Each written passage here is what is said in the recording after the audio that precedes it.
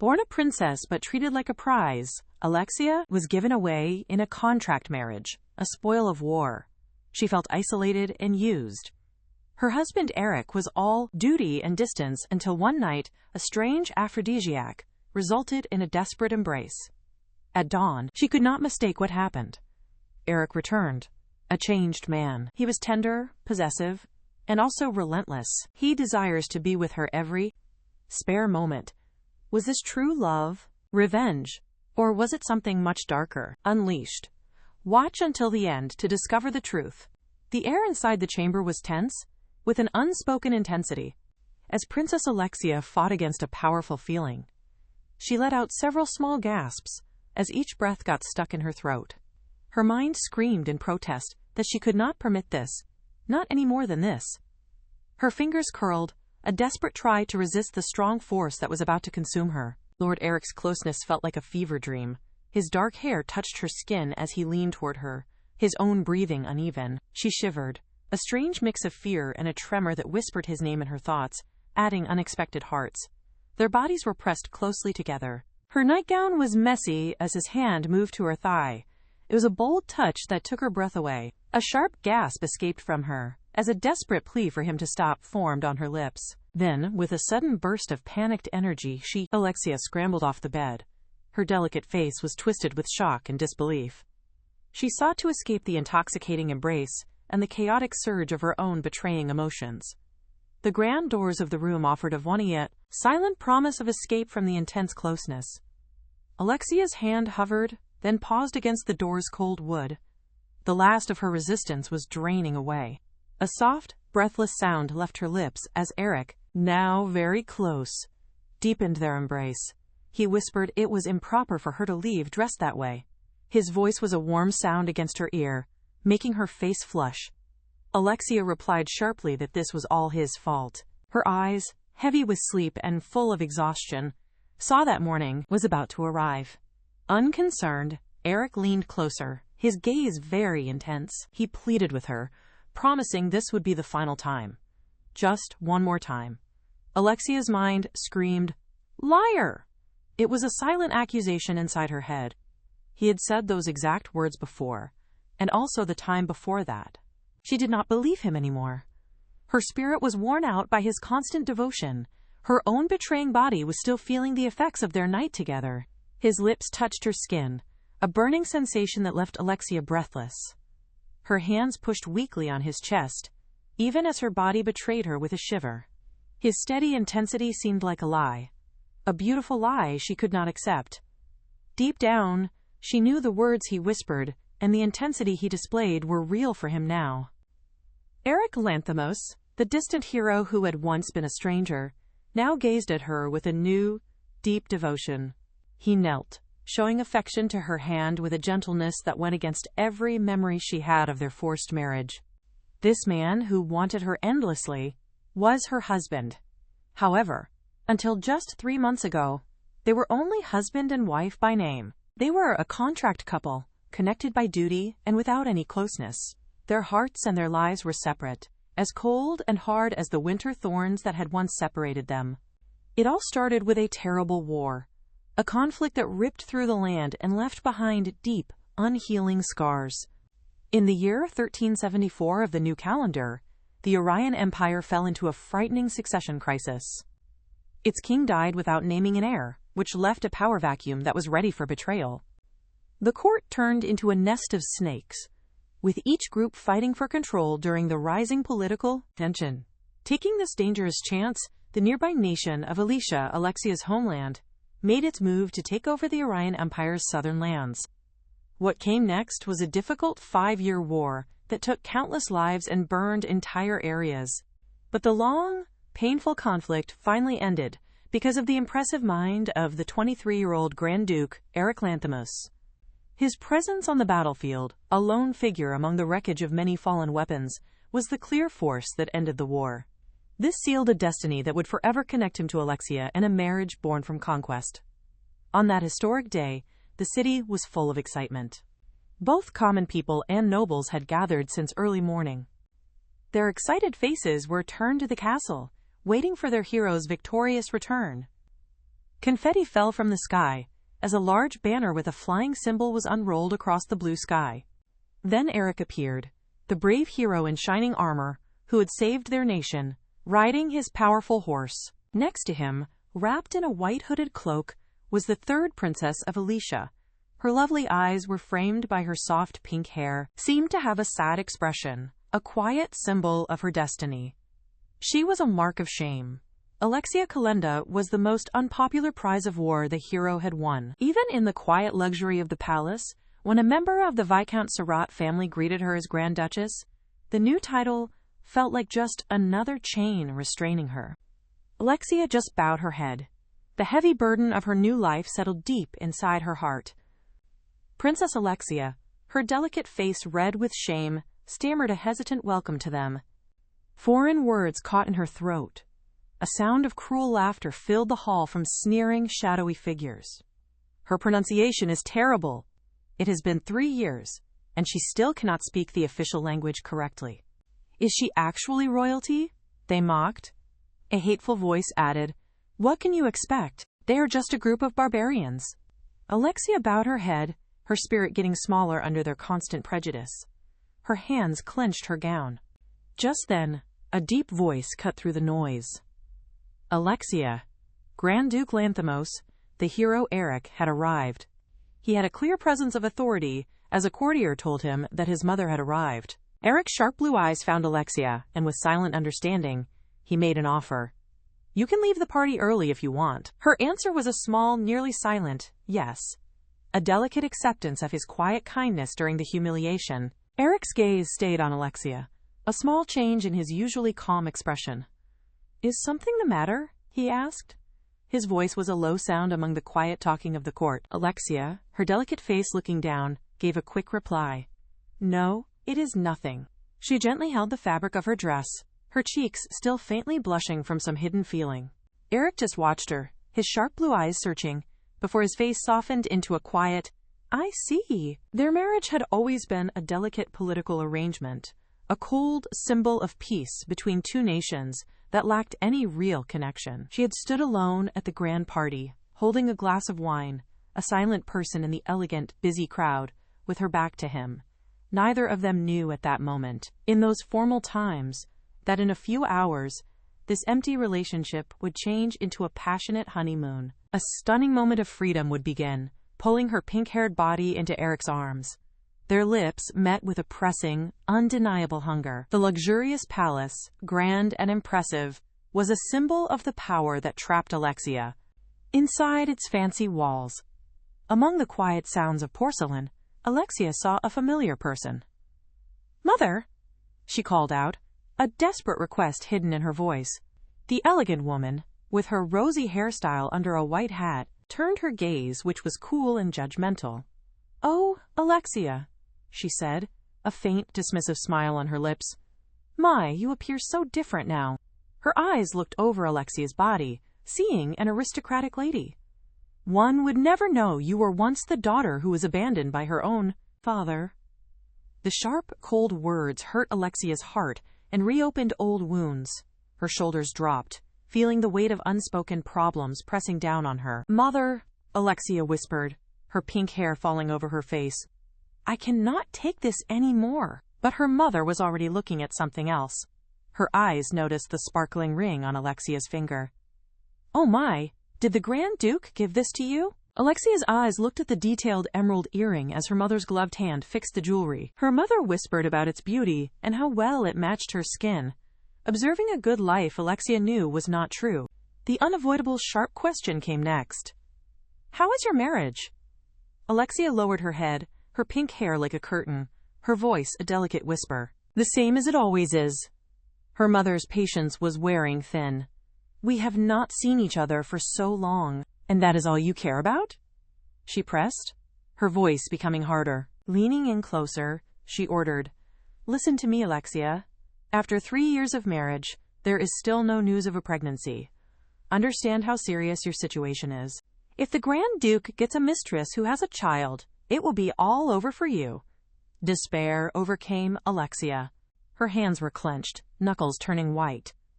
"There is nothing I can do," she admitted, her voice full of helplessness. He is always busy with military matters. I see him only a few times a year. When he is not here, the servants find new ways to bother me. The busy court disappeared, leaving her alone in her luxurious prison. Alexia's thoughts were a constant stream of torment. They had cut her best clothes, ruined her bed with cold water, and a third of her food arrived almost rotten. Her voice, a delicate whisper thick with sadness, broke into a desperate plea. I want to go home, Mother. I do not want to be here anymore. A sharp sound echoed as her mother's hand hit her face, making her silent. Her mother stood over her, her eyes cold and hard. Go home? To where? How could you forget the life you had before?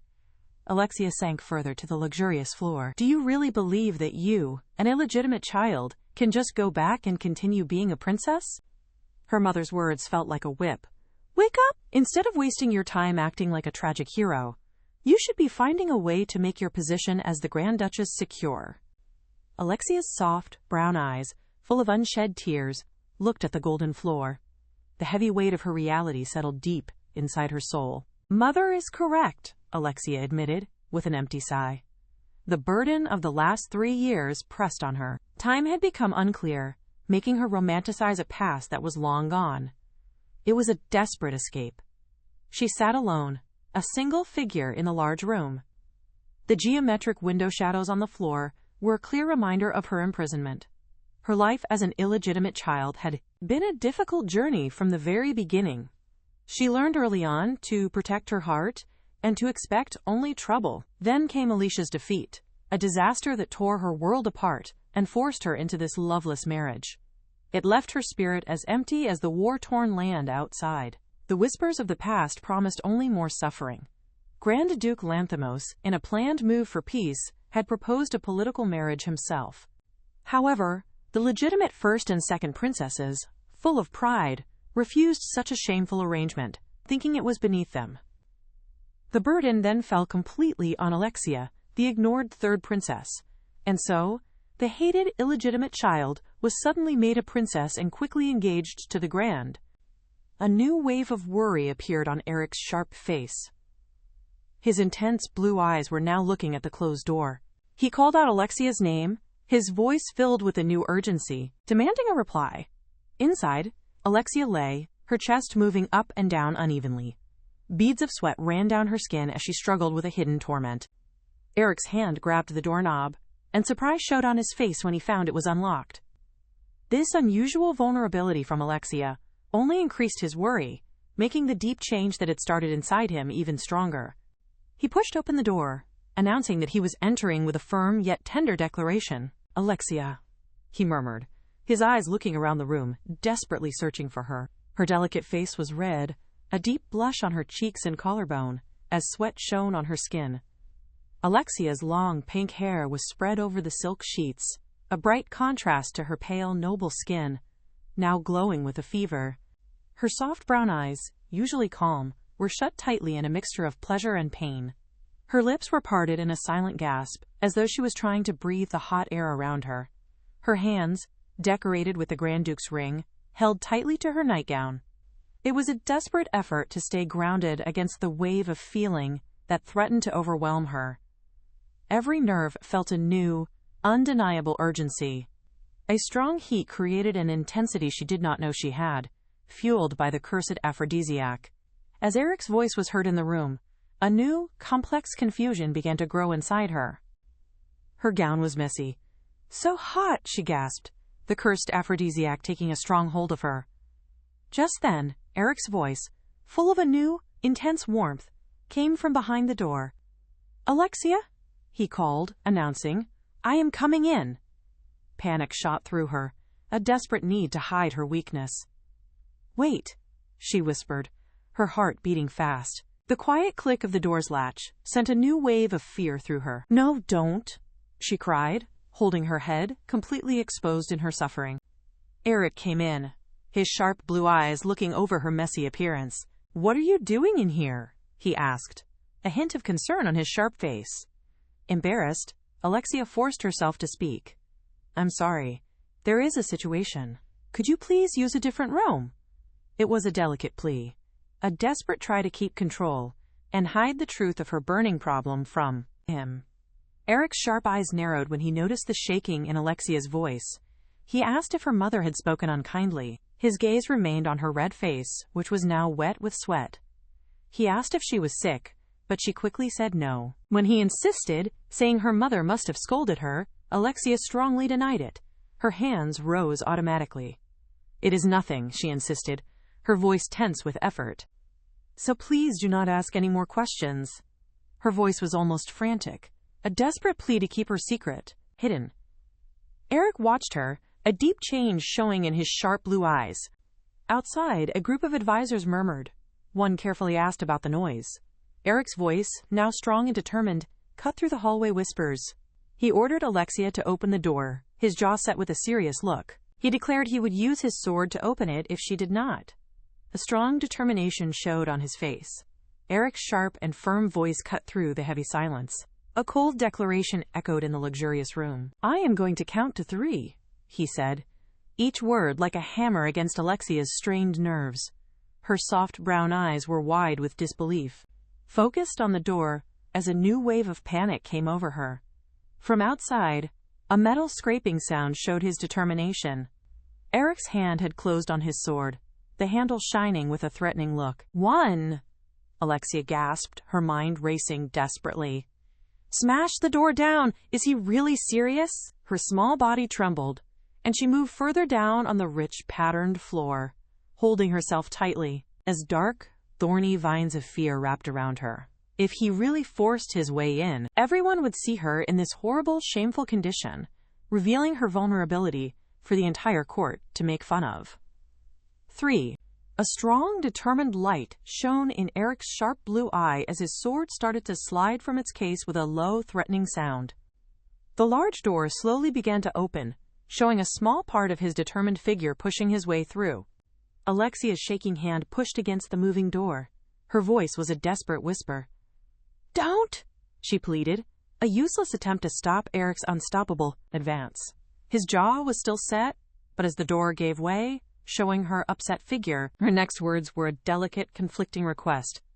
"Just you come in alone." His sharp blue eyes, now burning with an unreadable intensity, took in her plea. A light blush colored his face. Inside, Alexia felt overwhelmed. Her face was shining and her breathing was shallow as she whispered, "Please."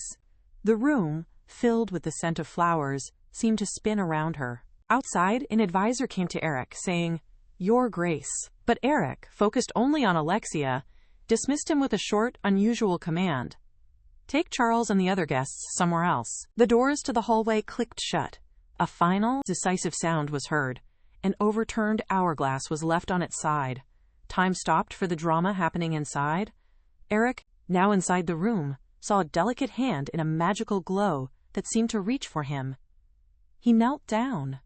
A golden cup was held tightly in his hand, his gaze steady, recognizing the major change in their shared reality. A dizzying blush covered Alexia. A burning fire was started by the cursed aphrodisiac. Her breath was coming in uneven gasps, and every nerve was on fire.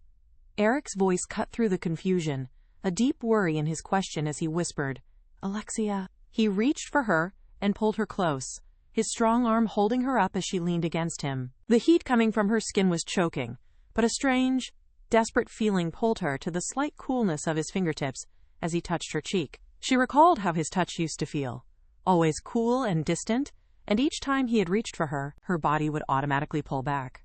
But now, in this fire, that same coolness was the only thing she wanted. It was the one thing that might save her from the pain. Her shaking fingers automatically looked for his hand. Eric's sharp blue eyes looked at her, an unreadable depth in his gaze as his hands slowly tightened. Alexia's breath caught. Her red face turned into the gentle touch of a hand that was not hers. Her heavy eyes seemed to question the air with a deep, unspoken, "But then why?" echoing in her thoughts. Why was this happening now? Why, after 3 years of cold silence, did his touch start such a forbidden fire inside her? The soft pink flower petals floating by did not cool the fire running through her blood. At the same time, Eric's own gaze was unclear, a raw intensity burning in his blue eyes. Sweat covered his brow, his usually calm face twisted in a mix of surprise and deep discomfort. A silent question left him, wondering, why is my body burning up today as if it is on fire? He felt the same fire that she did, a shared pain that was quickly erasing the lines of their carefully built distance. This surprising shared vulnerability could destroy everything they knew.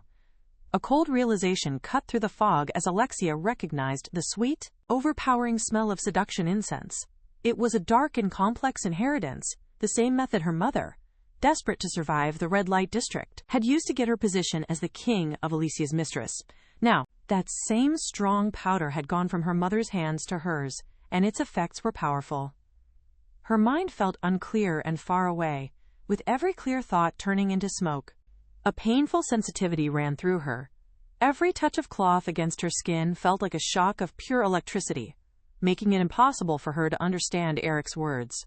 A panicked voice inside her screamed, begging for her to control herself. But it was already a losing fight against the powerful heat that was quickly taking over her willpower. The burning heat that had taken over Alexia now powered a desperate intensity, blurring the careful lines of their separation.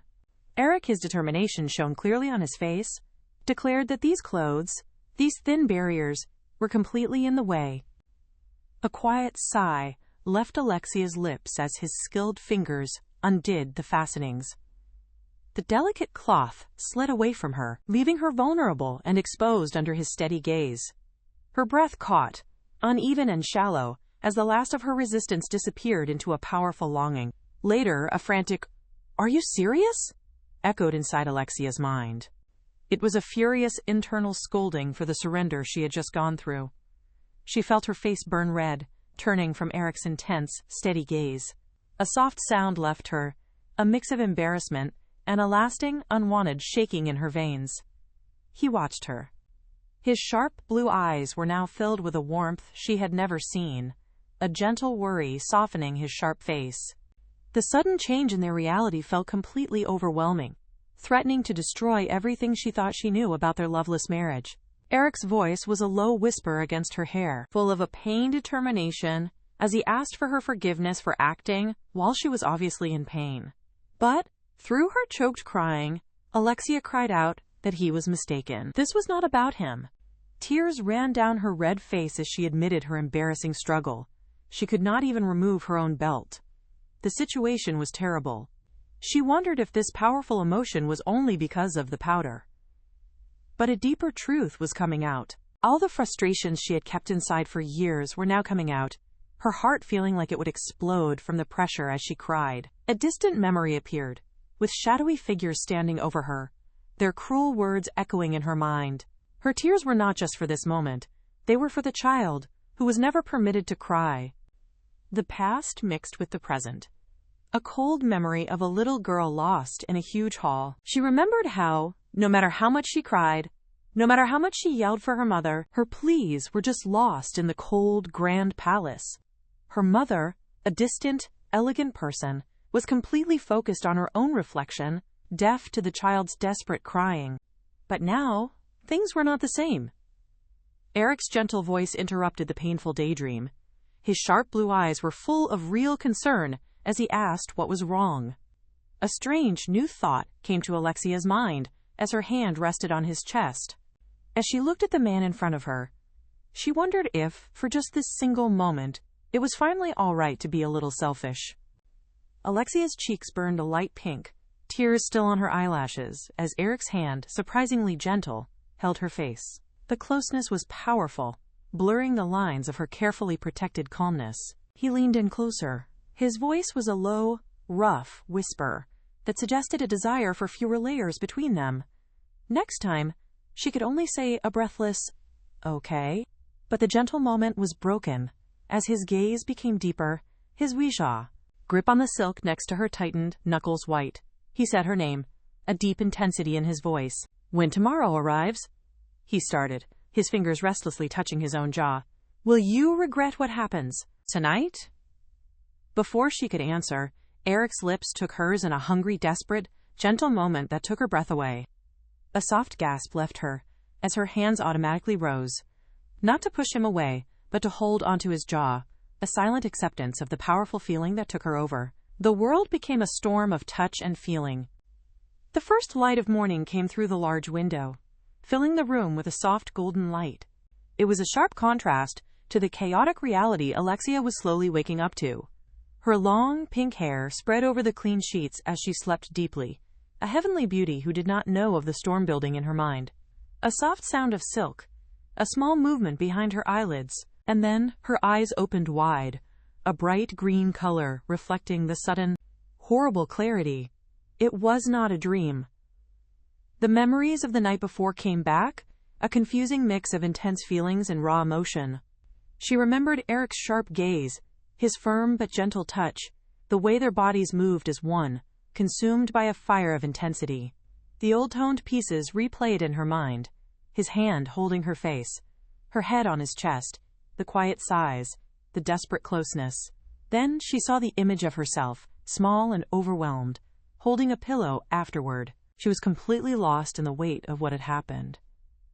"No way," she whispered, her heart beating hard against her ribs. "It cannot be." A wave of heat covered her face, not from desire, but from deep shame and panic. A strong denial came from her, her eyes wide with desperate disbelief, refusing the clear truth of their shared intimacy. A cold memory came back, replaying the promises Eric made at the beginning of their marriage. He had admitted that their marriage was not her choice, promising to never touch her unless she wanted him to. All he asked was for her to tolerate their arrangement for 4 years, and after that, she would be free. But that carefully built boundary, the very basis of her survival in this foreign place, had been completely destroyed in just one night. The thought sent a new wave of panic through Alexia. They were supposed to be a couple by contract, and nothing else. How could she ever possibly face him now? After all that occurred, the shame felt like a choking weight. At that moment, a quiet knock was heard in the room. A maid looked inside, her voice gentle, asking if her lady was awake, pulling Alexia from her spiral of sadness. The soft voice of a new maid asked if something was wrong, pulling Alexia from her lasting sadness. "Oh no, I am fine," she answered, her voice still shaking with emotion. "And who are you?" Alexia asked, her eyes looking at the small person. The maid, whose name was Martha, curtsied politely. She explained it was her first day, and she was assigned to Alexia. "Does that bother you?" Martha asked carefully. Alexia felt a surprising sense of relief. Martha appeared much kinder, a comforting change from the cruel people of her past. "Not at all," she said, a small, delicate smile on her lips as Alexia tried to stand up. Her legs, still shaking from the night's intimacy and her own emotional confusion, betrayed her. Her bare feet made a hesitant step, but then her knees gave way. A surprised gasp came from Martha's lips. "Milady!" she cried, running forward as Alexia fell onto the cold floor, her dark hair spreading out around her. Martha helped the princess, her voice full of worry as she asked if her lady felt sick. Leaning heavily on her maid, Alexia tried to dismiss the concern, saying she was fine and just felt weak, but an embarrassing heat filled her cheeks as the real reason for her tiredness became clear to her. There was just one possible reason. As they walked slowly down the sunny hallway, a deep voice suddenly offered his shoulder for her support. But Alexia flinched weakly and refused without even looking at him. She clenched her teeth, her stomach rumbling in protest. She had used way too much energy the previous night, and now she had missed her breakfast completely. All of this, she thought angrily, was all his fault. A loud crash was heard through the archway as pieces of wood flew, scattering in all directions. Eric, his short, dark hair a little messy, moved with a strong, desperate speed. His sword was still at his side. He had heard Martha's surprised cry. The sound was an unwanted shock to his already stressed nerves. His sharp blue eyes, usually so calm, now had a deep, unreadable intensity. A drop of sweat ran down his sharp face as he pushed through the broken pieces, moved by an instinct he could not control. "The Grand Duke!" Martha gasped, her hand flying to her mouth with surprise, her glasses crooked. She had been leaning over Alexia, who was still on the cold floor, her dark hair a tangled mess. Alexia, her face red with a mix of shame and a new, strange feeling, felt her breath stop at the sight of him.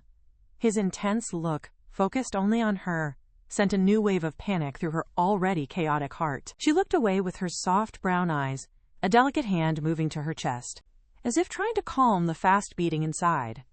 The lively garden around them, full of white flowers, only made the contrast of her internal conflict stronger. Alexia told herself to calm her heart, which was beating like a fast drum against her ribs. She was his wife, after all. What happened between them last night was normal, right? She repeated the calming phrase, even as her body shook.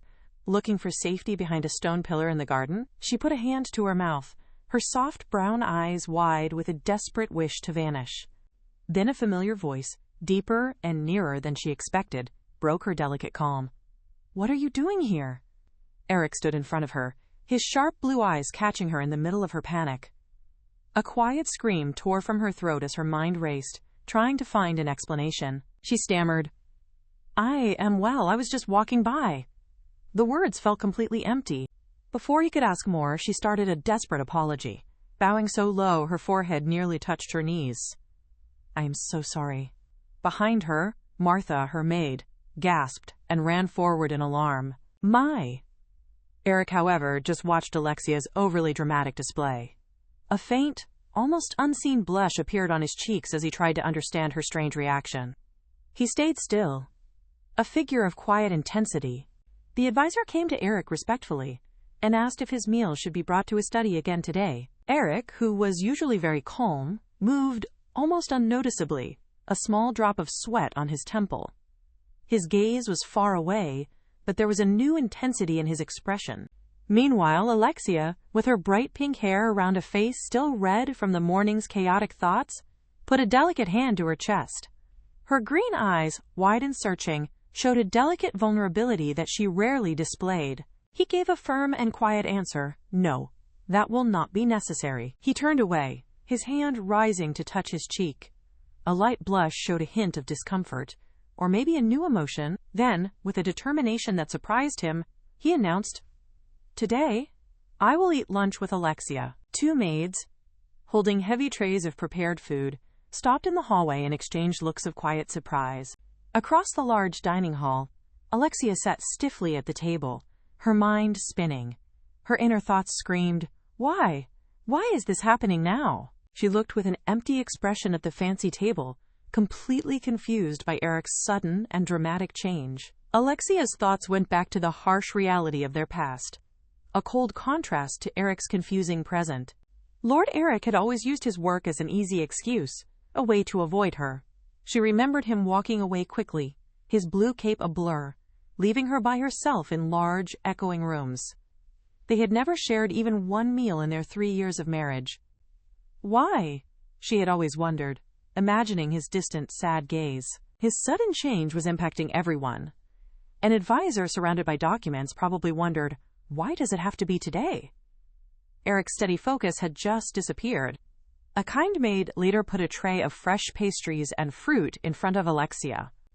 "Thank you," Alexia whispered, her voice soft. The maid, with a thoughtful look, leaned closer. "Milady, please do not hesitate to tell me if you need anything." A concerned courtier was standing near them. Alexia's delicate face showed a moment of surprise and new confusion as a soft "oh" came from her lips. The tension felt like a choking blanket in the luxurious dining hall, sticking to every rich cloth and shiny surface. Alexia sat stiffly at one end of the long table. The amazing display of sweet and savory food was an overwhelming sight between her and Erik, who watched her closely from the other end. He noticed her hesitation. His usually distant look now had a hint of concern. He quietly wondered if she did not like the food, offering to have something different prepared for her. Alexia's eyes got wide with alarm, her hands flying up in a panicked, almost funny denial. No, she insisted. Not at all. Although her fast-beating heart betrayed her despite her protests, a small bite of a rich and new pastry made her cheeks turn slightly red. It was truly delicious. Her mind was spinning. This luxurious meal, unlike anything she had been offered before, felt like the first time she was really treated like the Grand Duchess. The sudden, powerful respect left her completely confused. She realized even the observant maids were experts at understanding the situation, and this clear change in how things were. A bitter thought came to her. Not for Alexia, no matter how much they had ignored her before. Now that she sat at the same table as the noble Grand Duke, They would do anything to get his approval. She was just a way to get something. It felt like she was selling her body to survive, forever trapped and, in the end, following the same sad path as her mother. Her back faced the world. Bright roses, beautiful but thorny, seemed to trap her. She had a deep sadness carved into her soft face. The quiet sound of a fork on a porcelain plate was hardly noticed. Eric's voice, now with a gentle concern she was not used to, quietly broke the silence. "What's wrong?" he asked. She did not look at him. Her voice was quiet. "I do not have much of an appetite," she answered, a small shake in her words. Then, as if she just thought of it, she added, "I am sorry." Erik watched her, his sharp blue eyes showing a complex mixture of worry and steady devotion. It was a deep feeling that was both surprising and completely confusing to Alexia. He did not say anything, but his steady look said a lot. The heavy silence of the breakfast table was at last broken. Erik's sharp gaze, showing an unreadable mix of regret and worry, stayed focused only on Alexia. His voice was low but had an intensity that made the air tense as he asked if he had heard her the night before. The question, so surprisingly intimate and not at all like him, broke the room's formal atmosphere. The butler's hands shook, and he almost dropped the heavy teapot. At the same time, a nearby maid gasped and dropped her tray, sending a cup noisily to the floor. Every servant froze, their faces showing a perfect image of horrified disbelief. Across the table, Alexia's mind went completely blank. Her cheeks turned red as she looked back at him, totally speechless. A single confused sound came from her lips as Alexia's world turned upside down. Her mind stopped working as his words stayed in the air. Her eyes were full of panicked confusion, and the room seemed to disappear around her. What was he trying to say? She was unable to understand it. In the 3 years of their cold marriage, they had never shared a meal, except at rigid, formal family dinners, and now there was this public scene. Her heart beat hard against her ribs as she felt the curious eyes of the staff on her. The maids were already whispering gossip, a low noise in the background of her growing panic. Her hands twisted the soft cloth of her dress, her knuckles becoming white. Why would he talk about such a sensitive, private issue in front of all these people? The thought grew into a scary suspicion. Was he saying this intentionally? Was this a cruel, planned effort to embarrass her? But as her inner world fell apart, the maid fainted, imagining a perfect couple finally together. Erik's dark eyebrows came together. A hint of understanding, or maybe a new, firm decision sparked in his sharp blue eyes as a plan formed in his mind. Without any hesitation, his voice, now filled with clear authority, cut through the quiet whispers of the room. "Everyone leave us," he ordered, his gaze moving over the surprised courtiers and maids. They hurried out in a rush of rustling silks and quiet footsteps, quickly leaving the room. The fancy door clicked shut, trapping them in a sudden quiet. Erik took a breath, his shoulders relaxing a little as he turned back to Alexia, his gaze becoming softer. "Now we are alone," he said, his voice lower and more intimate. Alexia's heart beat against her ribs, a fast rhythm of fear. Too late. Her mind screamed, sadness growing inside her. This moment, this forced time alone with him, felt frighteningly permanent. Erik held his hands together, his face showing deep seriousness. "About yesterday, I am truly very sorry," he started, his voice full of a real honesty that both surprised and unsettled Alexia. "It all happened so fast, and I was not able to control myself." He looked down, a hint of regret on his handsome face. But the steady devotion in his blue eyes was still clear. Alexia, feeling small and completely overwhelmed, clearly remembered Erik's first gentle question. He asked if she was hurt anywhere, and she gave her own shaky answer that she was fine. The memory of the accidental incense, a present from her mother, brought a new wave of embarrassment. Her mother, always so worried about the absence of an heir, had only made Alexia's silent burden worse. Erik had then asked, with a surprising gentleness, if she even wanted to have a child. This question sent a silent, panicked, "No, I would never," echoing in her mind. The heavy silence between them grew, as they both looked down at the table, a gap of unsaid feelings separating them. Alexia could not take it anymore. She finally burst out, saying with a desperate force that it was all just an accident. Her hands clenched the soft cloth of her dress, as she begged for them to just pretend it never occurred. She finished, her voice barely stable. That was everything she had to say about it. She turned quickly to leave the choking room, but Erik, his sharp blue eyes now filled with a new pain, reached out with a desperate, "Wait, Alexia," cutting through the tense silence. Erik's fingers carefully wrapped around hers. Delicious. A gentle warmth moved into her skin. She did not pull away right away, though. A shake went through her as his intense gaze kept her captured. He leaned nearer, his dark hair almost touching her pink hair, his sharp blue eyes filled with a deep worry. "I hope," he whispered, his voice a low confession, "that you will not come to hate me." Alexia's breath caught, her soft brown eyes getting wider in confused surprise. The thought of hating him felt complex, causing a deep internal conflict. Her fingers slowly tightened on her dress, a silent fight happening inside. When he offered his hand again, his gaze was steady and full of delicate hope. Alexia whispered, "Oh, okay," as a blush moved up her delicate cheeks. A quiet, almost unseen smile appeared on Erik's lips. His eyes closed for a short moment of deep relief. His gaze, now full of new devotion, met hers. "Thank you," he said, the simple words having a weight of thanks that surprised her again.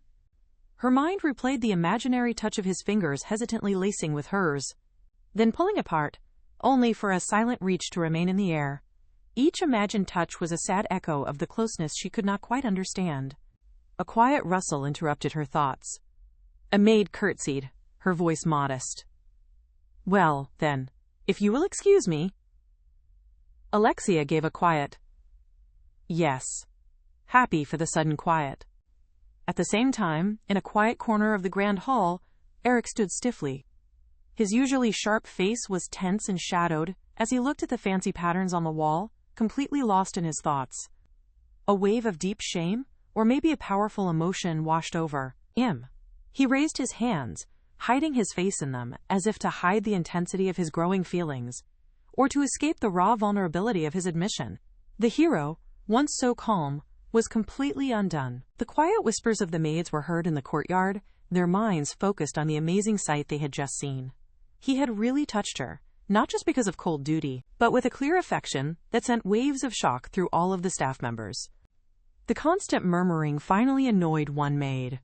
The red-haired Sylvia turned around, her voice sharp with irritation, as she told them to stop whispering behind her back. However, her angry words were not met with silence, but with a direct challenge. Another maid's look was steady and serious as she reminded Sylvia of what they all had seen. "You saw how her ladyship acted today, did you not?" She pressed her words, a clear warning. "Perhaps you should be quieter, especially you, Sylvia." The accusation remained in the air, heavy and direct. "You were the one who tormented her more than anyone." A thin hand held fancy golden scissors, a determined light reflecting off the shiny metal, as she said she was not backing down. Her eyes became narrow, a cold fire burning in them as she faced her nervous coworker. She promised to make it completely clear. The other maid, pale and with wide eyes, could only watch as a shake went through her. A mean smile twisted Sylvia's lips, her red hair a fiery circle around her face, now without any pretense. She would show everyone that Alexia was just a useless piece of garbage. Her look was sharp, full of hateful intention. With a quick, firm movement, the scissors cut through the delicate cloth. A lily, a symbol of purity or innocence, lay thrown away, its petals spread on the ground. A cold promise had been made real. Sunlight came into the room, but Princess Alexia's focus was on the dark mark near her collarbone. It appeared even brighter than it had yesterday. A sudden, embarrassing memory of her naive maid asking if an insect had bitten her sent a wave of heat through her, and she held back a cough. She was lucky Martha was so innocent. Desperate, Alexia grabbed a powder puff, frantically trying to hide the evidence, before Martha came back. But it was too late. The door opened suddenly, without any warning. Alexia turned around quickly, her eyes wide with shock. "Oh, Martha, wait a second," she stammered, her heart beating fast. "Did she really just come in without knocking?" Alexia's breath stopped in her throat as she looked at the woman standing in the doorway. She demanded to know why Sylvia was in her room. With a superior tilt of her head, Sylvia calmly asked if there was a problem with her being there. Alexia stammered, saying that was not what she meant, and desperately asked what happened to Martha. Sylvia's smile was sharp as she announced she was Alexia's personal maid, explaining that Martha was only a temporary substitute. A cold anger washed over the princess. This was the woman who caused most of her pain, becoming bolder because Alexia never resisted. She had thought about telling Erik, but she simply could not do it. Seated in the dim light, Sylvia did not even flinch under the princess's stare. Her voice was completely cold. "So what?" she shot back, her fist tightening in defiance. "What do you want me to do about that?"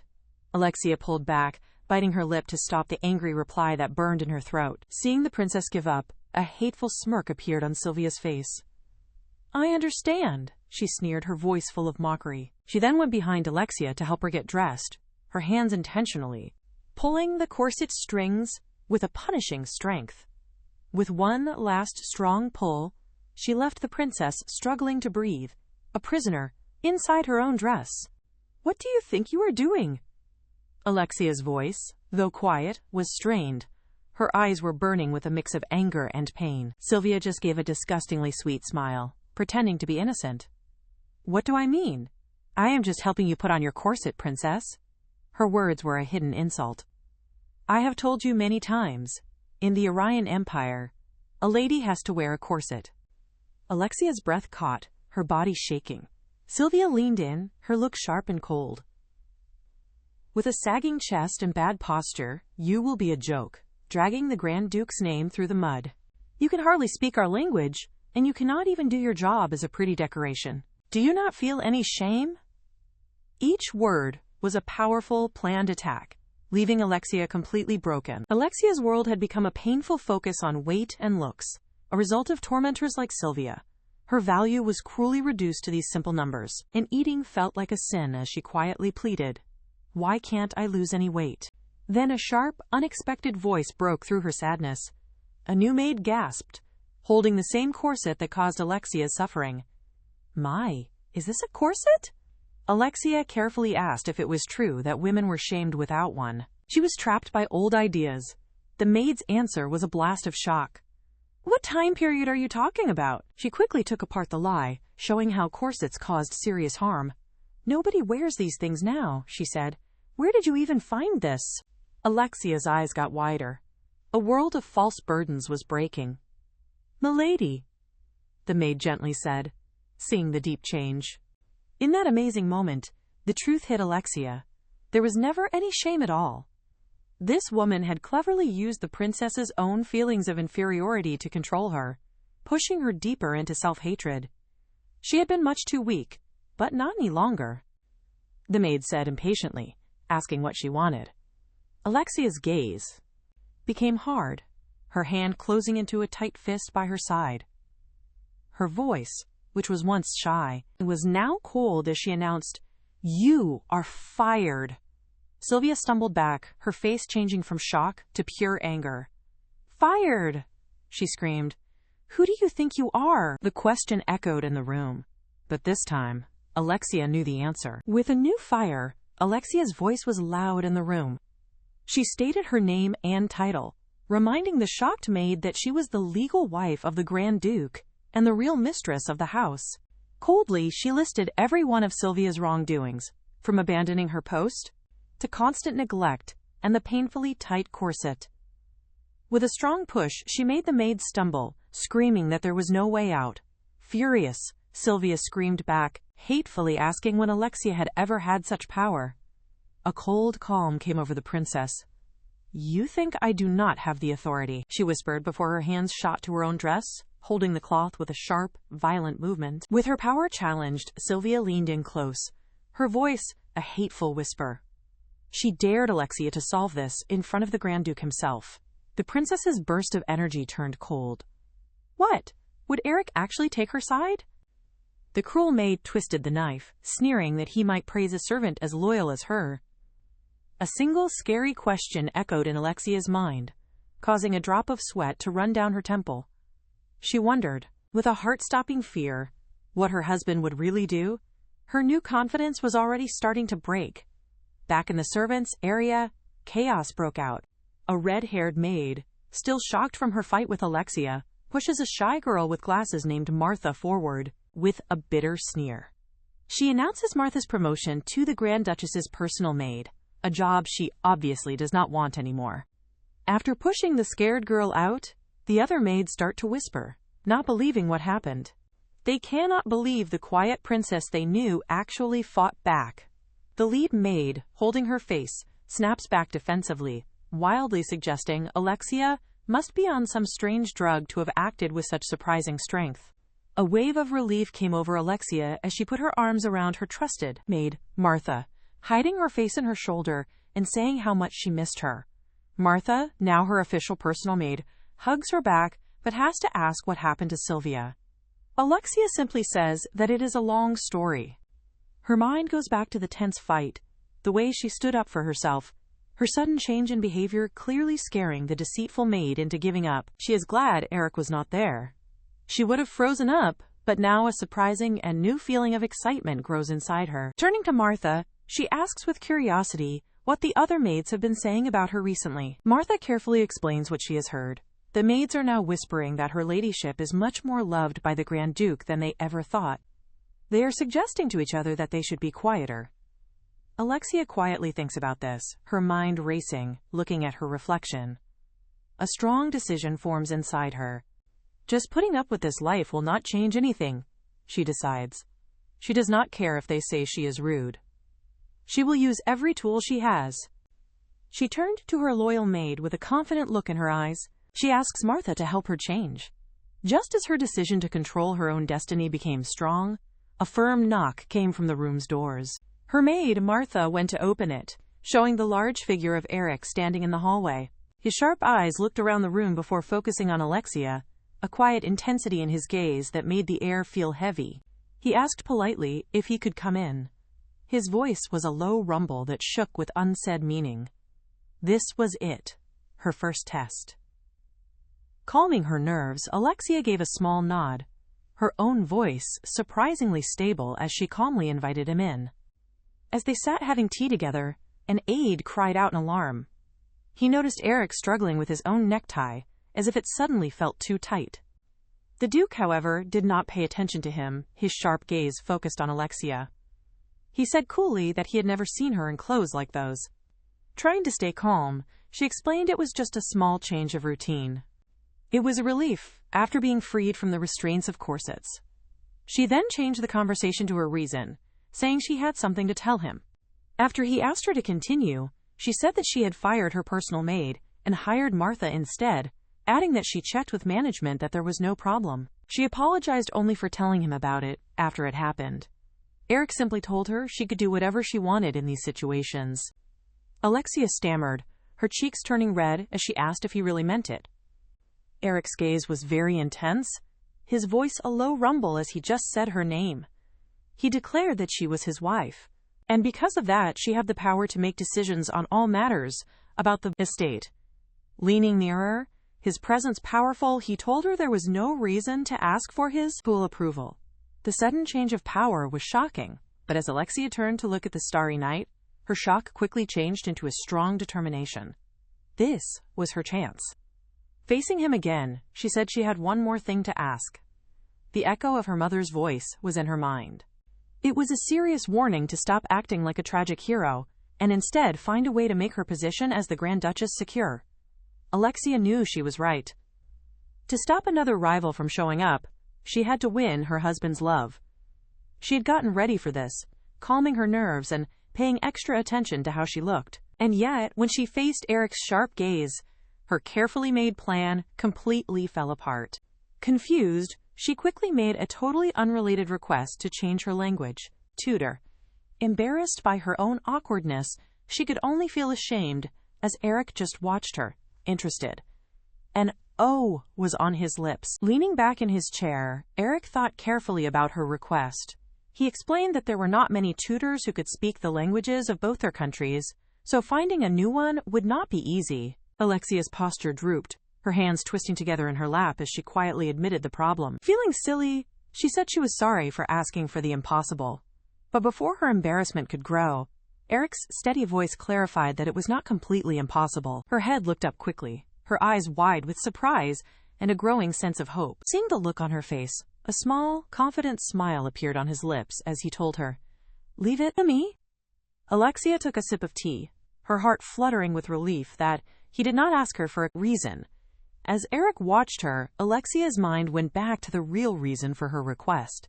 Her language tutor, Mrs. Michelle, had a deep hatred for anyone from Alicia, and Alexia was not an exception. Their lessons were a joke, with the woman drinking tea without caring, while Alexia had to struggle with studying by herself. This stopped any real progress. She remembered one very painful memory when she had humbly asked for help, admitting she had forgotten how to read a certain word. The question was answered not with help, but with pure, complete anger. Mrs. Michelle slammed her teacup down with a loud crack. Her face was twisted in anger as she knocked over an inkwell during her outburst. She screamed at Alexia, asking how she could dare to call herself a princess while being so uneducated. The verbal attack felt like sharp thorns wrapped around her, each word meant to hurt her spirit. But as the bitter memory went away, a new feeling grew in its place. Hope. Alexia realized this was a good thing. With a good teacher, she could finally learn the language the right way. And maybe, just maybe, the other nobles would finally stop making fun of her pronunciation. A few days later, Alexia sat for her first lesson, her heart beating with a delicate new hope. With a good tutor, maybe she could finally belong, and perhaps even make some friends. But her hope was destroyed when she saw who was standing behind her chair. Erik stood over her, his presence intense and powerful as he leaned in very close. He noticed she was frozen. His voice was a low rumble as he asked her if something was wrong. Her mind was racing, cheeks burning hot as she stammered, realizing with growing horror that he was her new teacher. This was what he meant when he said to leave it to him. Ignoring her panic, he just told her to start by reading out loud. He leaned over her shoulder, his presence totally overwhelming. Erik quietly murmured his agreement. He told her that making her meaning clear was much more important than perfect pronunciation, and that she did not need to be so nervous. But Alexia's heart beat hard against her ribs. His face was just too close to hers. She could feel his warm breath on her skin, sending a shiver through her body. A quiet fight was happening inside her as she made herself calm down. Seeing this as a very important chance, she remembered her decision, made in the fires of humiliation, to escape her sad life. She needed to get him on her side no matter what she had to do. Her carefully made plan was already ruined. She was supposed to be the one controlling the situation, the one seducing him. But his closeness had completely disarmed her. As she quickly repeated the words, "Be subtle," in her head, his low voice cut through the noise, asking if she was even listening. Before she could give an answer, his hand gently covered her hand where it was resting on the table. The sudden, surprising warmth was a shock to her body. In that one moment, Alexia's mind went totally blank. Every bit of her determination melted away as her heart beat hard against her ribs. The effect was immediate and very powerful. A wave of heat went through Alexia's body, strong and clear. Her mind, once a fortress of determination, was now a spinning vortex of confusion and a new, powerful desire. She could feel the hard muscles of his back tightening under her fingertips, a clear sign of his strong self-control. His rough, uneven breathing washed over her ear, and his heart beat against her, a fast rhythm that seemed to match her own. For a short, dizzying moment, a winning thought appeared. The maid's secret plan had really worked. However, the illusion broke in a second. The raw tension suddenly left his body, leaving a strange quietness. His face, which was once red with emotion, was now blank. His gaze was distant and hard to read. A wave of confusion hit her. She thought she imagined it all. Perhaps for a man like him, a famous war hero, such intense meetings were normal. The thoughts turned sour in her mind. Maybe he was just an experienced womanizer, used to these types of situations. Her mind unwillingly went back to that night, a blurry, feverish memory that still made her skin tingle. That must be the reason, she thought to herself, with a new and bitter certainty. His great experience would explain why he stayed so calm, so annoyingly skilled through everything. A hot blush went up her neck at the embarrassing memory. She was so deep in her thoughts that she did not see him watching her until his deep voice cut the silence, asking what was wrong. Startled, Alexia quickly dismissed his concern, telling him to continue with their lesson. But Erik just leaned in closer. His hand gently covered hers on the table, a warm and possessive move that made her breath stop. As her tutor led her through the lesson, Alexia's mind wandered. She found herself thinking that Erik, even though he was not her official teacher, understood her much better. He was very patient, always praising her when she did a good job, and fixing her mistakes with a gentleness she had never expected. A shiver ran down her spine as she recalled her first impression of him, cold, scary, and completely unapproachable. A light blush appeared on her cheeks as she held her book, realizing how mistaken she had been. She could not judge him only by his serious appearance. Her tutor's voice gently brought her out of her daydream, suggesting a break to try the tea he had prepared. She just nodded, feeling a bit flustered as they sat down to drink the tea. The tutor's voice was a soft whisper, encouraging her not to work too hard, as he was slowly closing the distance between them. His praise was cut short by a sudden, strong cough that broke the quiet in the room. He stumbled and fell against the sofa as he fought for breath. Alexia ran to his side in a panic. "Are you all right?" she cried out to him. Seeing him in so much pain, a terrible thought took hold. "What did you put in the tea?" she demanded, her voice shaking. But as she said the words, a horrible memory appeared of her maid secretly dropping a shiny powder. The realization hit her like lightning. It was not him. The powder was meant for her. With a sudden, angry movement, Erik cornered the deceitful woman. His grip on her arm was like iron. He leaned in close, his voice a low growl as he asked what exactly she was trying to do. His sharp blue eyes burned with a cold anger as he said with chilling confidence that this was not an accident. In a panic, she tried to insist it was just a misunderstanding. She admitted she wanted to get his attention, but promised she never intended for it to go this far. Not moved, Erik questioned her, his voice getting lower as he asked about her real goal. "Why did you do this? Was this some kind of complicated plan?"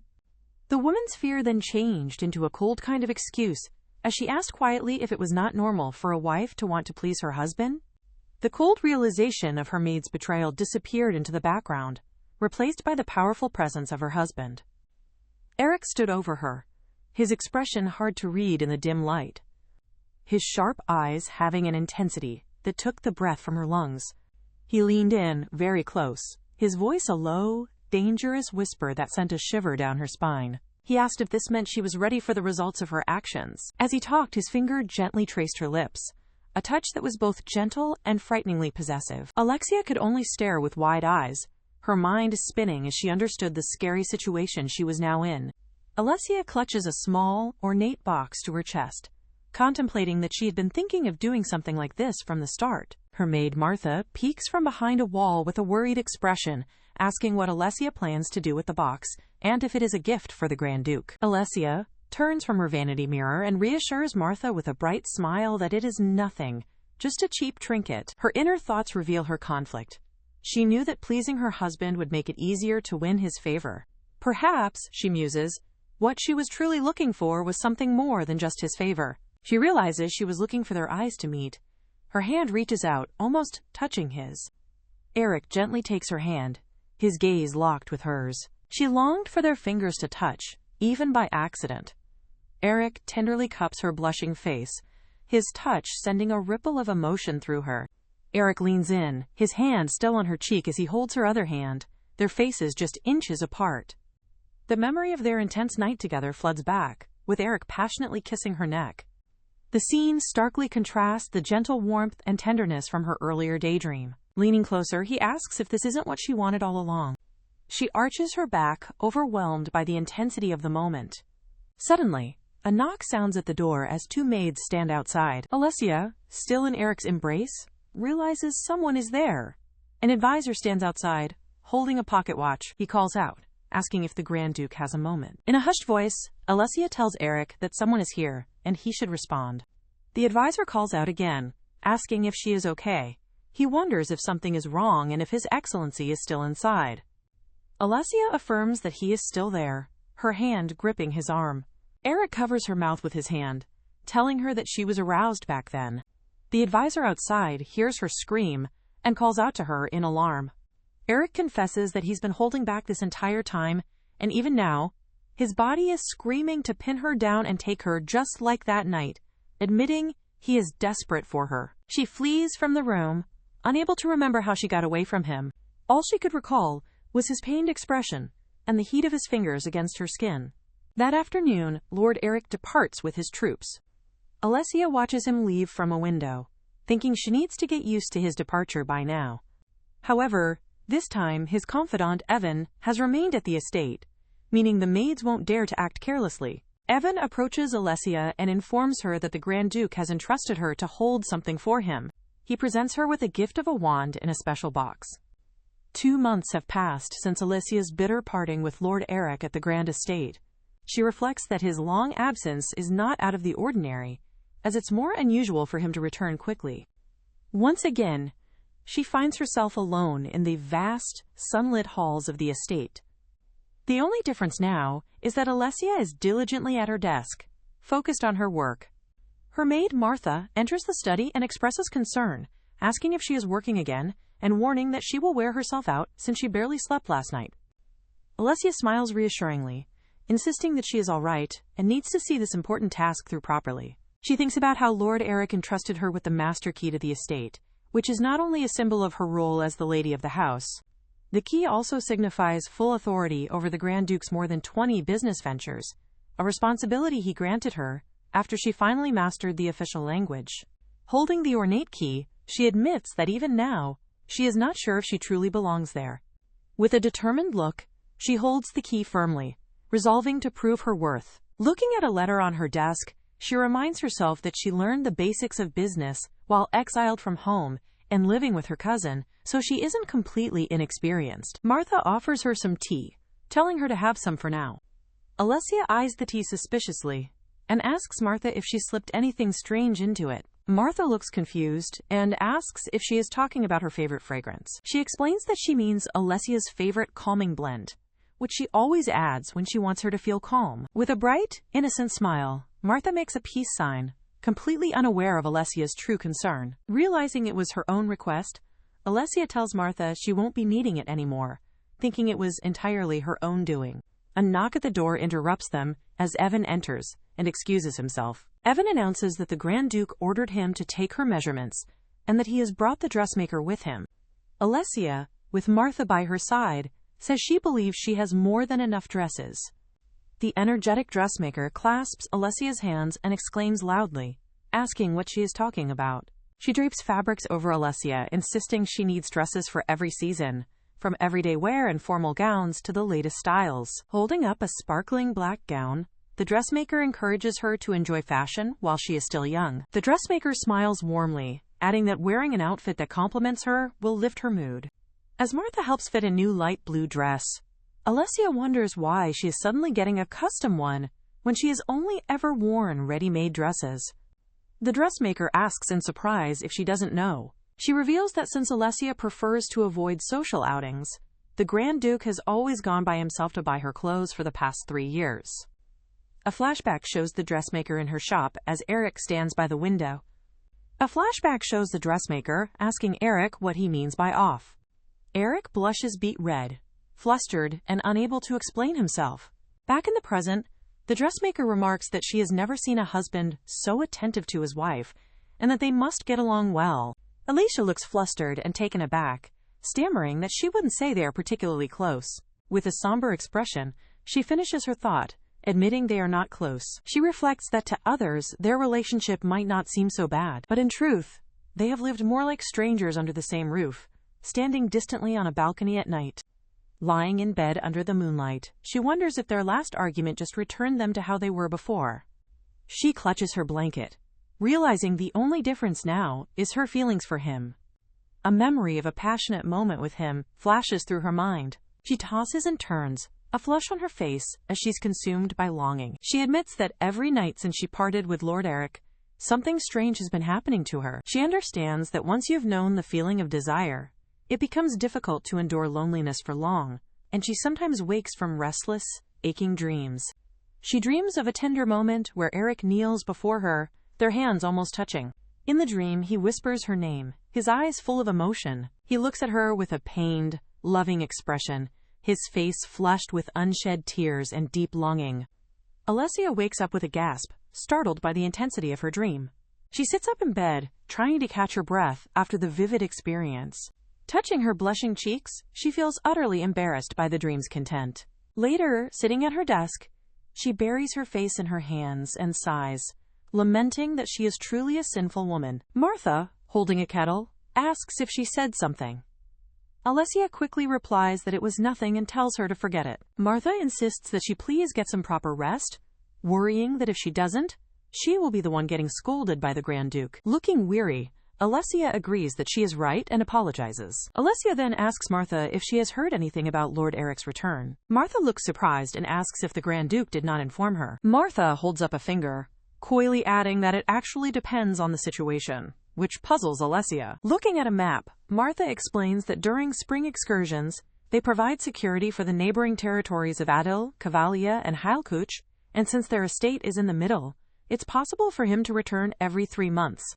However, she adds that for the past 3 years, the Grand Duke has not returned to the estate after the excursions and is reportedly resting at a campsite over 10 kilometers away. Alexia's hope plummets as she realizes he might not return again this time. Seeing her expression, Martha quickly tries to reassure her that it has nothing to do with her, and that she is sure there's another reason. Alexia processes this information with a dawning horror, wondering if that is why he has barely been home for the past 3 years. She realizes she has been so consumed by their marriage that she never questioned his absences, always assuming he was away because the Emperor relied on him heavily. As Martha looks on with concern, Alexia rests her head on her books, a bright, determined spark in her eyes. She thinks about how stupid she was not to realize this all this time. With determination, she tells herself that for now, she just needs to focus on doing her best as the lady of the house. Her eyes fall on a document, and she asks Martha about a trade deal involving herbal medicine. Martha recalls that a viscount proposed it to the Grand Duke at a ball a few months ago. She adds that it seems to have been put on hold for some reason, a memory of the argument between Alexia and Erik flashing by. As Martha wonders why, Alexia decisively tells her to look into it immediately and schedule a meeting with the viscount for tomorrow. Later, Alexia leans on a stack of books, rubbing her forehead in frustration as Erik's face keeps appearing in her mind. However, it wasn't long before she had no time left to dwell on thoughts of him. Alexia stands with her eyes closed, looking exhausted but composed as she prepares for her meeting. Pilden of the Trade Association and Viscount Owen greet her. Alexia, sitting poised with a cup of tea, internally notes that they are an hour late and yet offers no apology. Across the room, Viscount Owen casually suggests they get right to business. Alexia confirms that she has read the documents, identifying the proposal regarding the export of medicinal herbs. Viscount Owen elaborates that, minor details aside, he first wants to discuss converting wheat fields to herb cultivation. Alexia voices her concern that converting a third of the farmland will cause a significant decrease in the territory's food supply, especially since the herbs will only yield half their normal production in the first year. Pilden dismisses her worries, stating they have already consulted with the Duchy of Pem and arranged to import wheat. Alexia counters by pointing out that if the territory's self-cultivated land decreases, the people's livelihood will be threatened, questioning what would happen if friction arises with the Duchy of Pem and they halt the wheat supply. Viscount Owen stands up, angrily asking if she is questioning his judgment, and tells her to let him speak. He looms over her, declaring that this plan is the conclusion their top experts have reached after extensive research and study. Alexia calmly replies that she is simply thinking from the commoner's perspective and finds the proposal lacking in consideration. Viscount Owen smirks, pointing out that plagues are currently rampant in many nations, making the export of medicinal herbs a once-in-a-lifetime business opportunity that will also greatly benefit the people. She leans over the arm of her chair, accusingly asking if she is perhaps displeased by the idea of commoners making money. Pilden interjects, placatingly saying that the Grand Duchess has only just taken over the family business, and it is natural there are things she doesn't understand. He continues his condescending explanation, stating that the value of medicinal herbs cannot be compared to common foodstuffs, that farmers will be happy to switch. With a sneer, he adds that they are unlike those Ilishans, who love to betray people, a comment aimed directly at Alexia. Pilden changes the subject, noting that the plan was led by Viscount Owen's talented eldest son, and that he expects great things from him. Viscount Owen agrees, saying his son is nothing like he was at that age. Pilden confidently states that he is sure she now understands the benefits of the plan and asks her to sign the documents. Pilden leans in close, his expression menacing as he tells her it's all right, and to just leave everything to them. A ghostly image of a woman who resembles her mother whispers in her ear that she is overthinking it. Surrounded by shadowy figures, Alexia is told she just needs to listen, feeling trapped and overwhelmed. Her hand reaches for the pen, hovering over it for a moment before she takes it. As she prepares to sign the document, a look of defeat is on her face. Viscount Owen sips his tea with a smug smile, confident in his victory. Alexia puts the pen to the paper, then pauses. From across the room, she firmly states that she cannot sign this document. Viscount Owen is so shocked he drops his teacup, which shatters on the floor as he demands to know what she said. He stands up in a rage, yelling and questioning if she still doesn't understand after all his explaining. Alexia clenches her fist, stating that this is not a matter she can decide on her own authority. She declares that until the Grand Duke returns, she will not agree to any proposal. After the men storm out, Martha watches them leave with a worried expression, as Viscount Owen shouts about the humiliation of being toyed with by such an ignorant woman. After the men storm out, Martha watches them leave with a worried expression as Viscount Owen shouts about the humiliation of being toyed with by such an ignorant woman.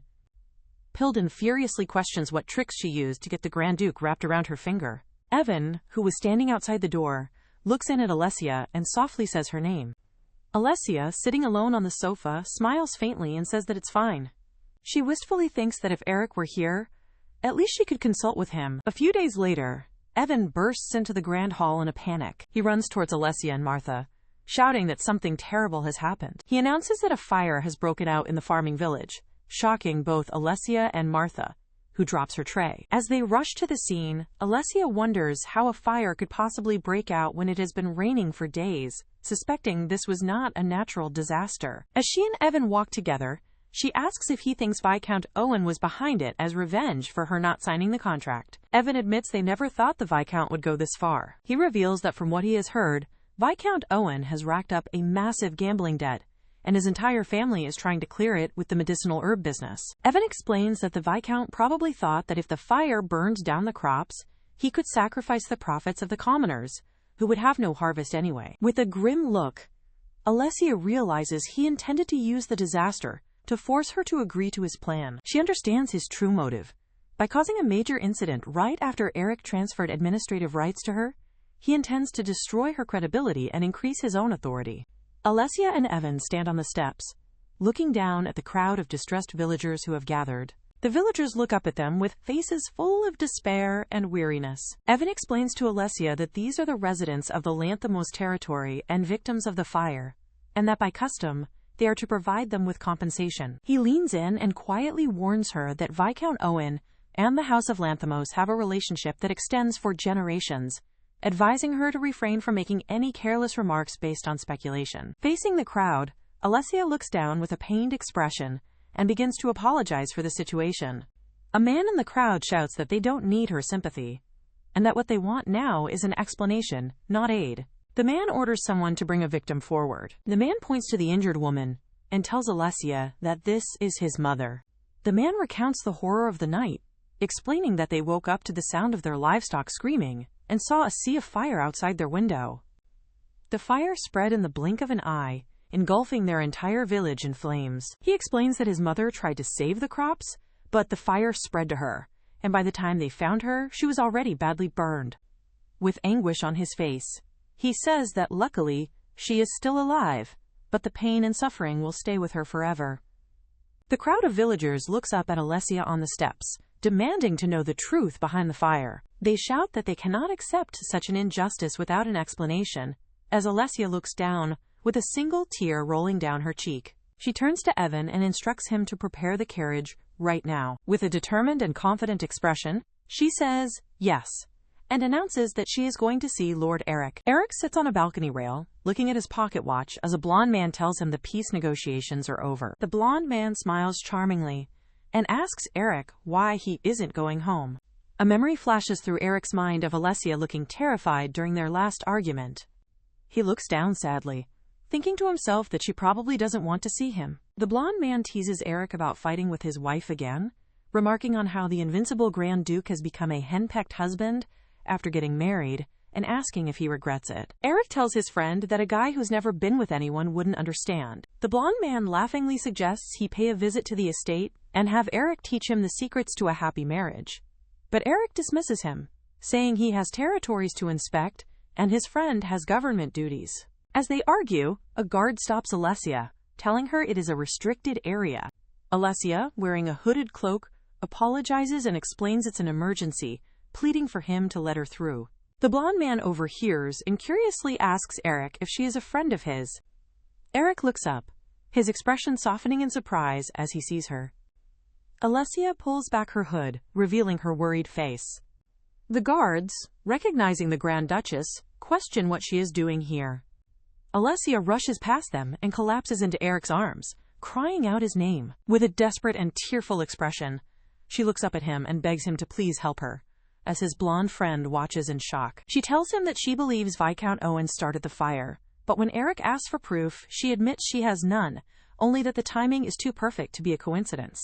Eric dismisses her claim as nothing more than speculation, stating he cannot charge the Viscount with a crime on her word alone. He then asks if she came alone and where her attendants are, to which she replies that she left in a hurry but brought a few guards with her. He tells her she should stay for the night, and that he will have a carriage ready to take her back in the morning, but she presses him about the fire.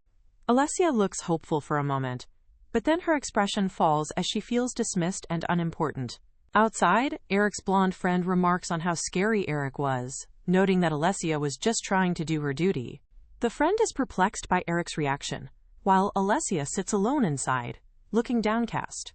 The next morning, Alexia is escorted by the guards, preparing to leave the castle. She feels defeated, thinking that, in the end, all she could do was act as a messenger. She recalls Eric's confident expression as he promised to handle things, feeling a pang of disappointment.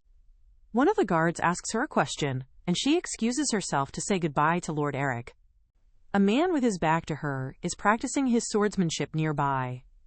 Alexia stands among some white flowers, gathering her courage before approaching him. As she watches, Joseph suddenly appears beside her, wrapping an arm around her, and asking if she thinks her husband will heartlessly protect a high-ranking suspect.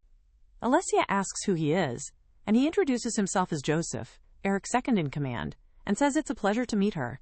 She looks away, explaining that she doesn't doubt Eric, but she is worried about the villagers, and just thought he would make even a small move. He asks her that if she were Viscount Owen in this situation, what would be the first thing she would do? Alexia thoughtfully suggests that he would try to hide the evidence, like the arsonist who actually did it, and Joseph confirms she is exactly right. Joseph explains that there are two ways to do that: kill the arsonist, or send them out of the country, and if it were him, he'd choose the former. However, he reveals that because of his debts, the Viscount has fired most of his servants, so they should assume the perpetrator is still alive. Joseph tells her that last night, Eric issued an order to block all major roads leading out of the country, meaning the Viscount's man should still be within the territory. She looks towards Eric in the distance, wondering why he didn't tell her anything. Joseph explains that it probably runs in the Lanthimos bloodline, and that having known him for a long time, there were times he thought Eric was incapable of human emotion. In a flashback, and he asks Joseph about the topic of marriage. The aide explains that the ministers want them to take a princess as a bride, but reassures Joseph that someone as noble as him isn't even a candidate, and that he doesn't need to accept. Eric, from the shadows, asks, what if he told them it's what he wants? Back in the present, Joseph watches Eric's men training and muses to himself. He approaches Alexia and suggests they test a theory. He gently takes her hand, pulling her close as she looks up at him in surprise. Suddenly, a sword is thrown, sticking into the tree just beside Joseph's head. Eric appears, telling Joseph that he looks like he has a lot of free time. Looking imposing as he adjusts his wrist, Eric asks if Joseph would like a little sparring match. Joseph holds his hands up defensively, saying he can explain, as Eric approaches with a menacing aura. Eric dismisses his excuses, grabs his wrist, and tells him to pick up his sword. Joseph thinks to himself that he really made Eric mad this time. Just as they are about to fight, Alexia jumps between them with her arms outstretched, yelling for them to wait. Erik holds his sword, his expression dark as he thinks that it's been a while since he's seen some blood. He looks at Alexia and demands to know what she is doing and why she hasn't gone home yet. She explains that she just wanted to speak with him. Erik asks what she thinks she can do, and she passionately declares that she doesn't know, but she can learn and endure any hardship. With tears in her eyes, she clasps her hands and admits she knows she is being selfish, but begs him not to send her away. Erik gently tells her that he wasn't sending her away. She looks up at him, asking if he isn't angry then. He explains that he is angry because Viscount Owen threatened her, and yet she sided with Joseph. Alexia looks confused, wondering if he is sorry. She questions if she heard him right.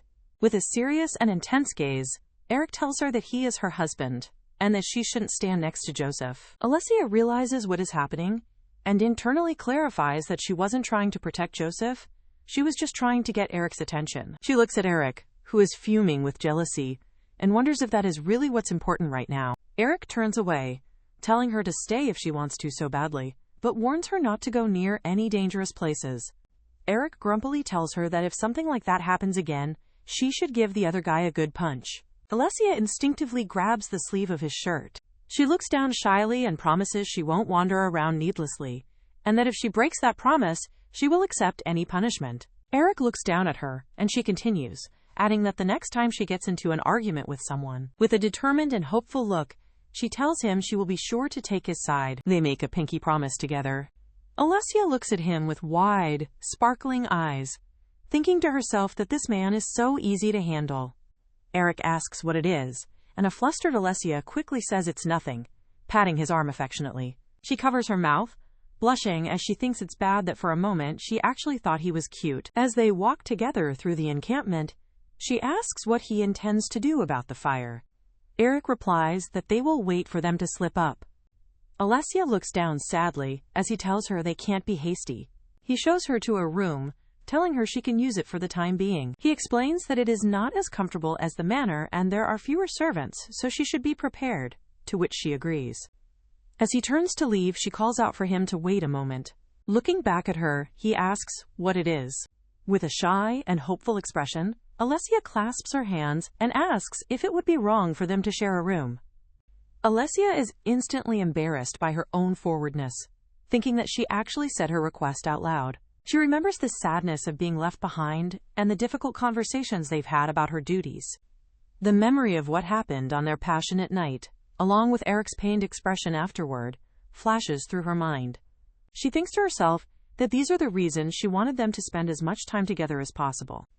A mischievous thought crosses her mind as she reconsiders, thinking that perhaps she doesn't need to correct herself after all. His face is obscured by shadows, as he tells her he thought she would have learned her lesson from last time.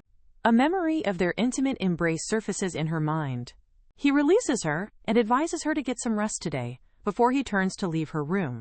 The moment the door closes, she sinks to the floor and covers her face, thinking she was so close to giving herself to him. The next day, a carriage makes its way through the devastated, burnt-out village.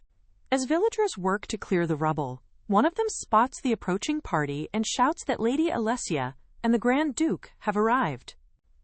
A guard offers Alexia his hand to help her down from the carriage, telling her to watch her step.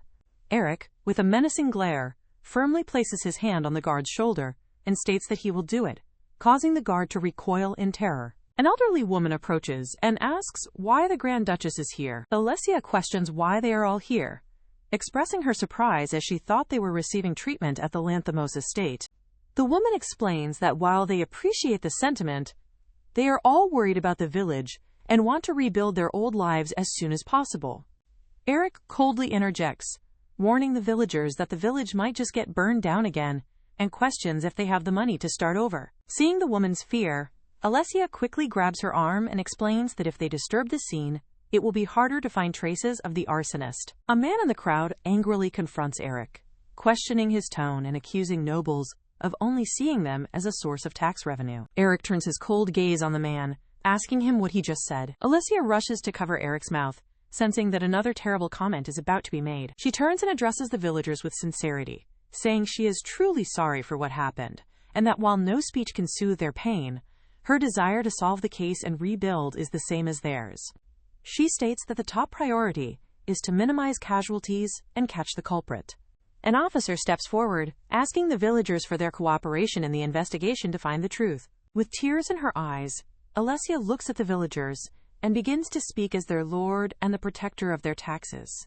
A hooded villager reluctantly agrees and tells them to follow him. Meanwhile, in his office, Viscount Owen panics upon hearing that the Grand Duke is back, shocked that he isn't busy with official duties. Pilden tells the Viscount that he had warned him against such extreme measures, revealing that their hired arsonist Marcus is stuck near the village and the military is now involved under Eric's command.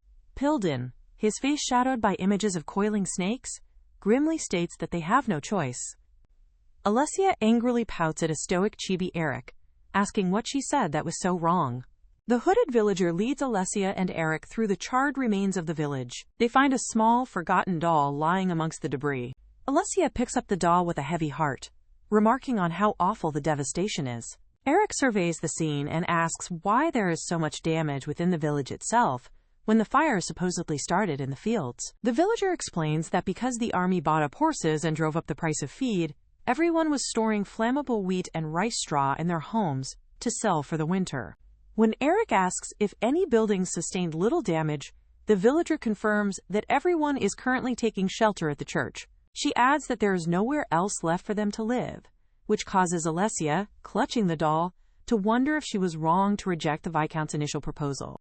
Eric turns to Alexia and asks for her opinion on the matter. Looking at the displaced villagers, she says that their first priority should be to prepare a safe place for everyone. She emphasizes that with injured people and children, they must at least provide them with warm beds. She then turns to Eric, telling him that beyond that, the decision is his to make. He then turns to the villager and gives the order to move the entire village. Both Alexia and the villager are stunned by his declaration. The villager suggests a nearby area with plenty of land that could easily accommodate everyone. She asks if relocating isn't the best course of action, but then falters, unable to fully support the idea. Alexia passionately objects, arguing that telling them to give up now would be too heartless. She explains that relocating means abandoning their ancestral homeland, and that all of their memories and love for the land would disappear. Alexia counters by asking why the villagers would have dragged their injured bodies back to the village if survival was their only goal. She looks at him with sad eyes, saying that it's not just houses and bodies that get hurt, but people's hearts as well. She says that no matter the pain endured, a home is a place that will always embrace you upon your return. She declares that she will never agree to make them abandon their homeland without the entire village's consent. But soon, Alexia looks embarrassed, realizing she got carried away with her passionate speech. The hooded villager is moved to tears by Alexia's words. She admits that the Grand Duke is correct and that they must eventually come to a decision, no matter how much their hearts ache. She tells Alexia that, if asked, she would say that she does not wish to move. With a grateful smile, she tells Alexia that from now on, they leave everything in her hands. She suggests that Eric's harsh words were meant to motivate Alexia, because she was feeling down and not voicing her opinion. Alexia looks over at Eric and tells him that the villager is quite good with words. She playfully pokes Eric, asking if there wasn't another way to handle the situation. She admits that she thought he was being serious, and her blood ran cold. Eric looks at her, confused about what she is talking about. She explains that she genuinely thought his proposal to relocate was a serious and good idea. She looks at him in horror, wondering if the man has no heart at all. She declares that things will get out of hand if she leaves everything to him, and insists that from now on, he must tell her before making a decision. A red-haired woman clenches her fist tightly. She thinks to herself with malice, "No, that woman." She glares at Alexia with pure hatred, confirming to herself that she is really here.